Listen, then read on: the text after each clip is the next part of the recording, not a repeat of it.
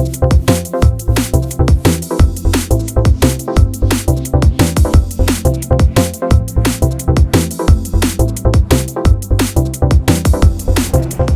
again, everybody, and welcome back to SFF180. It is Monday morning, April the 18th, and time once again for the Mailbag. I hope you guys have had a great week, great weekend. It's very rainy here right now, very gray and overcast and rainy, so a good day to be inside with some books, I would have to say. I really meant to have a new review up during the week. I didn't quite get finished with that, unfortunately, but look for that around, I would say, the middle of this coming week. Mainly, I've been doing a whole lot of preparation around the house because I have a house guest coming, going to be staying the next couple of weeks. And then for the first 2 weeks in May, I'll be on vacation. I'll be away from the office, but I will not be on vacation from the channel. I'm going to be taking my entire mobile studio setup so that I'm doing SFF180 on the road, kind of like I did about a year ago, except hopefully even more content this time. So, and of course, I'm going to be trying to prep a whole lot of content ahead of leaving as well. So still a little raspy on the throat, but feeling fine otherwise. But I'm doing a new mailbag today instead of waiting the usual 2 weeks because there was a decent amount of mail that came in this week. And so we're going to go ahead and get into those. Also, I think the previous mailbag, there had been, I think, a 3-week gap. So I'm kind of bringing it back into line, the whole schedule back into line, as it were. All right. So that kind of does it for announcements. Let's go ahead and see what we have this week, shall we? Going to start off here with a very small package. This one comes in from Undertow Publications. And we start off with something that looks very intriguing indeed. This is a kind of a gothic horror novella called Helpmeet. The author is Nabin Ruthnam. And yeah, let's see what this has to say for itself, because I love the whole stark look of the cover and everything. It says, at the bitter end of the 19th century, a loyal wife cares tenderly for her dissolute husband as he nears his death from a mysterious, gruesomely corrosive disease. Helpmeet by Nabin Ruthnam is a sumptuous excursion into surreal body horror and an unsparing exploration of the extreme frontiers of connubial devotion. Oh my. Ruthnam delivers a uniquely unsettling gothic love story, and it is first and foremost a love story, evoking the grisly Edwardian tales of W. Jacobs, William Hope Hodgson, and Algernon Blackwood, while drawing in such modern masters as Barker del Toro and Cronenberg. Brief enough to be read in an evening, it holds certain images so grotesque that they will linger in your dreams for weeks. That is actually a pull quote from David Demchuk. Sounds absolutely 1000% up my alley. Sounds also in some ways very similar to Laurel Hightower's novella that came out last year called Crossroads. All about a body horror story, all about just how far would you go, right? That kind of a thing. So, All right then, Helpmeet by Nabin Ruthnam, available now from Undertow Publications. Next, we're moving on to this white envelope, but this one says it is from Soho Press. Okay, now this is one that I'm very happy to have. I now remember I did get in touch with the publicist for this one because I took one look at this title and this cover, and I went absolutely nuts. As you can see, it's a very Jeff Vandermeer kind of a thing. So it is called Venomous Lumpsucker. And the author is Ned Bowman. Some years back, Ned Bowman wrote a book called The Teleportation Accident. This one comes out July the 12th from Soho Press. And it says, it's the near future, and tens of thousands of species are going extinct every year. But the loss is not total. DNA sequences are being digitized and uploaded to a global network of biobanks. And so are brain and body scans, recordings of behaviors in the wild, microbiota profiles, and constellations of other data. Soon, when the technology is more advanced, the lost species will be brought back. Then biobanks are hit by a coordinated cyber attack, erasing their cloud storage systems and laying waste to physical archives. Karen Resaint and Mark Halyard are concerned with the survival of one species in particular, the venomous lumpsucker, a small, ugly bottom feeder that happens to be the most intelligent fish on the planet. Resaint is an animal cognition scientist consumed with existential grief over what humans have done to nature.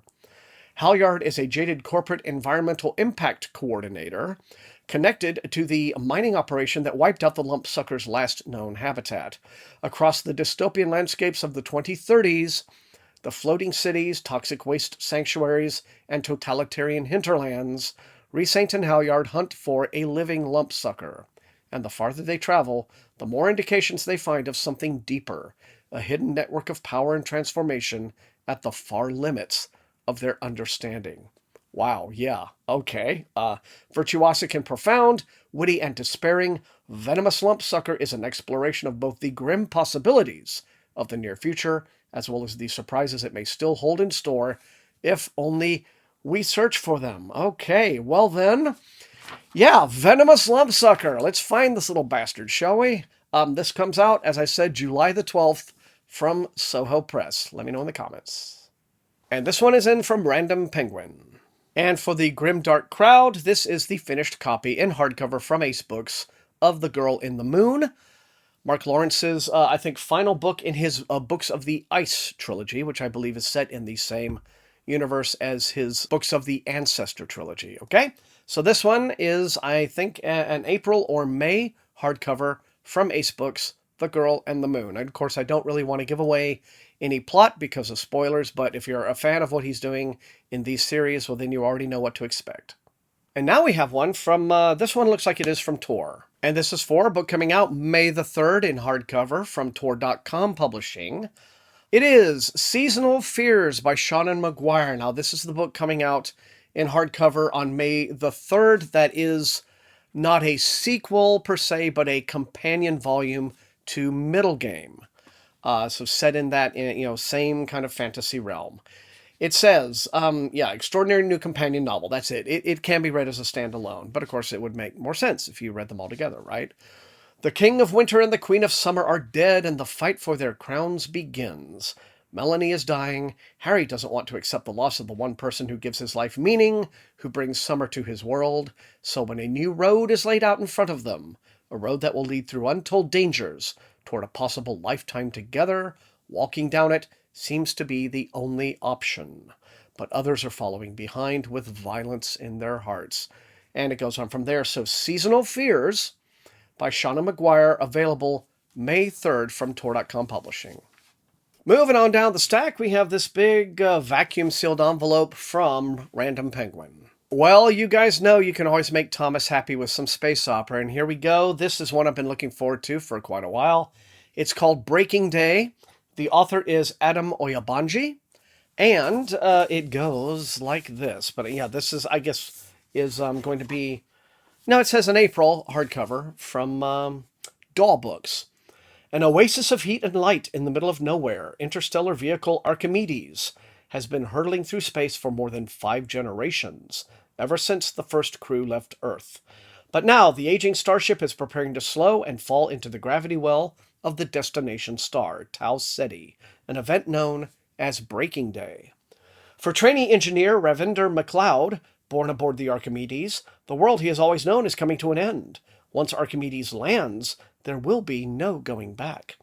As Breaking Day approaches, Ravi finds himself caught between the rigid requirements of the ship's officer class and the unwritten rules of his blue-collar, often rule-breaking family. Ravi's brilliant cousin, Roberta Boz McLeod, isn't making his life any easier, as she has begun experimenting with the technology that the first crew intentionally left behind on Earth. Then, while on a routine inspection deep in the engines, Ravi witnesses the impossible, a young woman floating, helmetless, out in space. And he's the only one who can see her. Worried that his grip on reality is slipping, Ravi and Boz go looking for answers to the strange visions plaguing them. But soon they discover that not everyone is excited to be nearing their new home, and that the ghosts of the first crew may not have been fully put to rest. Ooh, might this be the spooky space opera I've been hoping for a long time and never quite getting? Maybe this will be the one that delivers. Who knows? But Breaking Day by Adam Oyabanji from Daw Books. And we're wrapping up this week with this care package from the Hachette group. The Orbit folks send me this kind of thing every once in a while. Some of these are going to be books that I've probably already gotten as e-arcs and what have you. But let's see what we have, shall we? Yep, sure enough, these are all the finished copies of things that I've either gotten in ARC form physically or electronically. Most cases electronically. But this is The Bladed Faith, new book by David Dalgleish. It's the first book in a new series called Vagrant Gods. Okay, and it goes like this. Every shadow hides a truth, every hero hides a lie. A usurped prince will take up the mantle of a deadly assassin to reclaim his kingdom, his people, and his slain gods in the explosive start to USA Today bestseller David Dalgleish's new epic fantasy trilogy. Cyrus was 14 when his country was invaded, his gods slain, and his parents, the king and queen, beheaded in front of him. After years held prisoner in the invader's court, a mysterious group of revolutionaries breaks him free and gives him the chance for revenge that he's always dreamed of. In exchange, he will become the figurehead of their rebellion. He will become a hero to unite the people and strike fear in the hearts of the Imperials. He will take up the skull mask and twin swords and become the legendary Vagrant, an unparalleled assassin of otherworldly skill.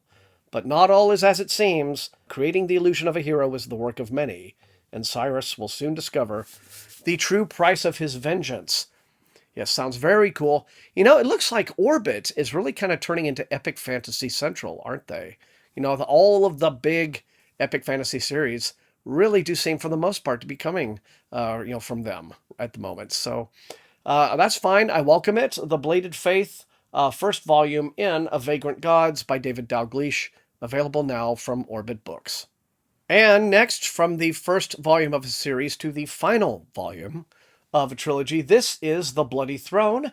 It's the third volume in something called Hostage of Empire, a series by S.C. Emmett, and that is a pseudonym for an author named Lilith St. Crow, who's been writing for many years, not only under her proper name, but several pseudonyms, and this is the latest of those.